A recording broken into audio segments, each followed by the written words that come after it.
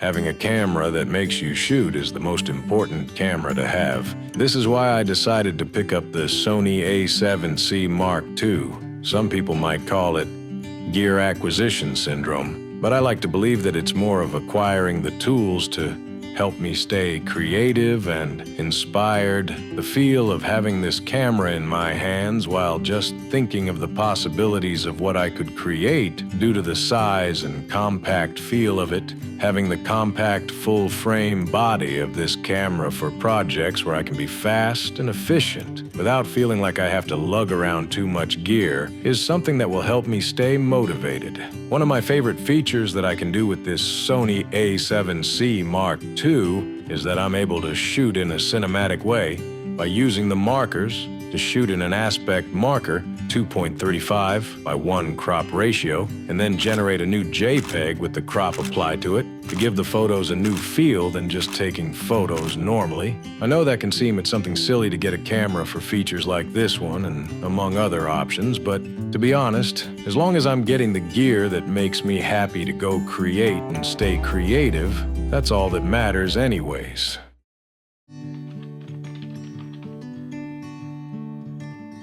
The voice you heard was able to be made thanks to the AI voiceovers available at Artlist.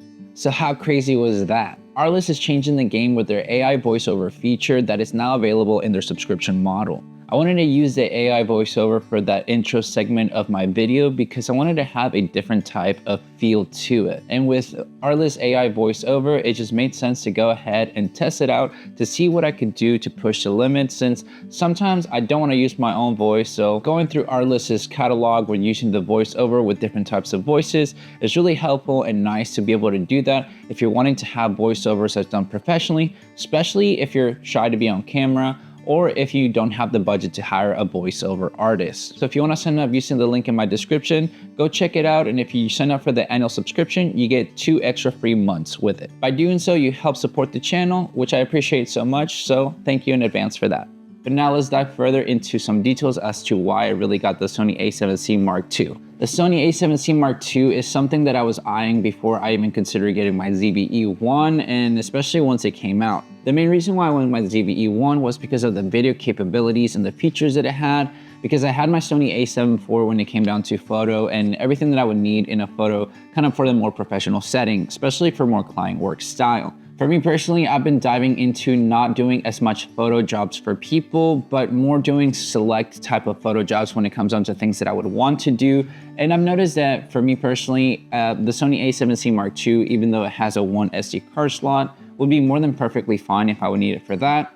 But I still have my Sony A7 IV if needed be. For the stuff that I need usually, I need good cameras that have good video, but also photography. And since I already have a ZV-E1 and A7S III for the video part to be covered, I thought it'd be great to add an A7cii Mark II for the portability, for the size of it in the sense of being a compact full frame camera, but also packing a punch when it comes onto the video for the 4K 24 frames per second and for some photo. Now, in reality, for other types of video parts, whether it comes to slow motion, I'm okay with using it still. It's not gonna be my go-to if I know that I'm gonna have to shoot anything with slow motion, because I do not wanna have to shoot 4K 60 cropped or the 1080p 120 frames per second. There's nothing wrong with it if I really have to do it in a pinch, but it depends on the type of job that I'm gonna have to do, and especially for the video part. I know that if I'm gonna be more video centered, I can bring my ZV-E1 and my Sony A7S III, as well as my A7 IV if I know I'm gonna have to have, a backup when it comes down to having dual SD card slot.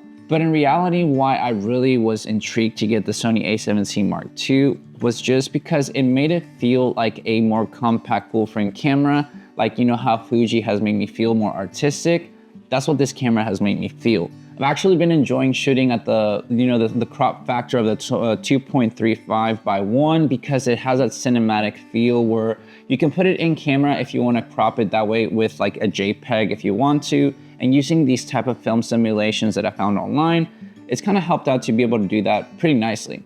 I've been posting it on my social media, on my story, where I just post essentially a grid of photos that I want to post that I've taken with this, just of my everyday, where it helps me out to just practice. I'm looking for the light, I'm looking for the composition, I'm looking for the angles that it just makes the photo look nice to me, and it helps me feel creatively better.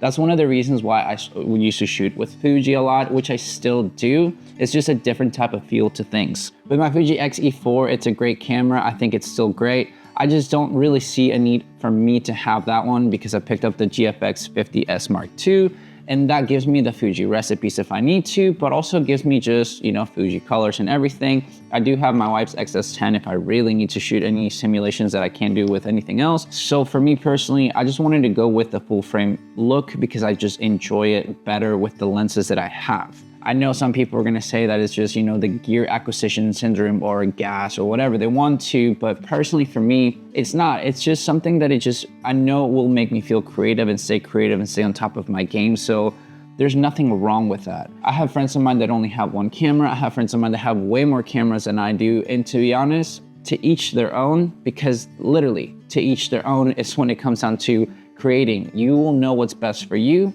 and you will know what makes you happy to go out to create with. I've always been an advocate about getting the gear that makes you go out to create because in reality, that's what it should do. I don't get gear that's gonna make me go, I'm not gonna use this, I'm not gonna use it anymore or anything like that. If I know that I'm not gonna be using it, I want to get rid of it to upgrade to something else that's gonna make me go out to create. The camera doesn't make me a better photographer, the camera doesn't make me a better videographer, or just I know that it's gonna make me, you know, my photos become better. It's more that it just excites me to go out to create, and that's the purpose of it. Luckily, I mean, for my system that I usually do, if I can, I buy the gear that I find online used or anything like that to save some money on that way, while I then sell other off gear just to combat that kind of, you know, expense, so that it feels like I'm just renting out gear for a long term until I just don't see that it's useful for me anymore, that I can move on to the next one. And that was the whole purpose with the Sony A7C Mark II.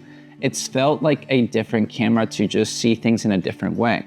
I still love my Sony A7 IV, I still love my ZV-E1 and A7S III, I still love Fuji and everything. It's just, it was nice to go ahead and try something different. The different features of the A7C Mark II from my A7 IV is nice. Having the display markers for photos, for the JPEGs, is pretty cool. You have a little bit better of like the new autofocus and things like that. And you have the custom LUTs into the camera that I like, which I wish every Sony camera could just get that upgrade already because it would just make so much more sense. And I would love to use it. I mean, I love using my Sony A7S III. Somehow I still can't get custom LUTs in it, but the FX3 can. I have to use an external monitor that I put on top of it, which is fine for certain jobs. But for me personally, the reason why I really wanted to get the Sony A7C Mark II is I wanted to have a full frame, just compact body because I've enjoyed my ZV-E1 a lot. I've taken the ZV-E1 to Europe, I've taken it to just do videos and everything that I honestly like the form factor and like the compact feel of it that I thought that the Sony A7C Mark II could give to me as well. Paired it up right now with my 20-70, that's an f4, which has done really well because I don't mind the f4 right now. Eventually, I do want to try to find something of an f2.8 for a more compact kind of type of lens like this, whether I try to find a 24-70 like the G Master Mark II or maybe the Tamron 28-75. Still haven't decided yet, but eventually I'm gonna see what I can find out to make sense that it works with this because I like the compact kind of feel of this one right here. It's just, even though when you zoom out, it's still fine, you know, it is what it is, but when you come bring it down, it looks just great. The aesthetic of it looks nice, I just enjoy it.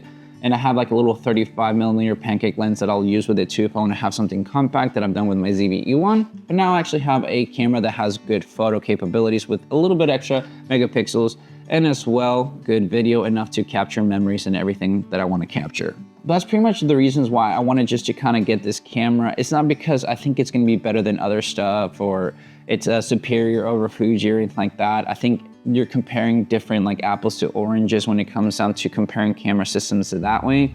I think it's just, I have a lot of Sony lenses. It just makes sense to go with a Sony.